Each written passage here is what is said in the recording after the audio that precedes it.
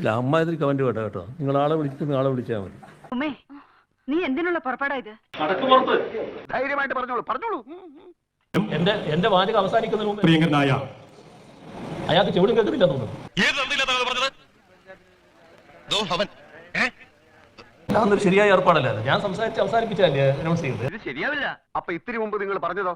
ഔപചാരികമായി ഉദ്ഘാടനം ചെയ്ത് അറിയിച്ചുകൊണ്ട് അവസാനിപ്പിക്കും. അത് വീട്ടിൽ പോയി ചോദിച്ചാൽ മതി. ഞാൻ പറഞ്ഞില്ലേ നിങ്ങളെ വിഷമത്തിനൊക്കെ മനസ്സിലാകുന്നുണ്ട്. ആ വിഷമം കൊണ്ട് നടക്കി. എനിക്ക് മടുത്ത്. നിങ്ങളൊക്കെ ആരാണെന്ന് ഞാൻ തെളിയിക്കും. ഈ പൊതുവാണ് തെളിയിക്കും. പിണറായിസത്തിന് ബൈ ബൈ. ജനങ്ങളെ നോക്കി ചോദിച്ച ചോദ്യങ്ങളും പരിഹാസങ്ങളും ഇപ്പോൾ പിണറായി വിജയനെ തിരിഞ്ഞുകുത്തുന്നു. കണ്ടാൽ അറിയാത്തവൻ കൊണ്ടാലറിയും. ഞാനായിട്ട് നിന്നെവിടെ കയറ്റിയിരുത്തി, ഞാനായിട്ട് തന്നെ നിന്നെവിടെ അരിയും മുങ്ങി മണ്ണെണ്ണയും മുങ്ങി മാസം തോറും കിട്ടണ പഞ്ചസാരയും മുങ്ങി.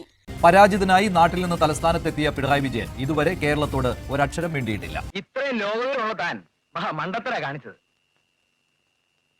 പാർട്ടി അണികൾ കൂടി ഭരണമാറ്റത്തിനൊപ്പം നിന്നതിനാൽ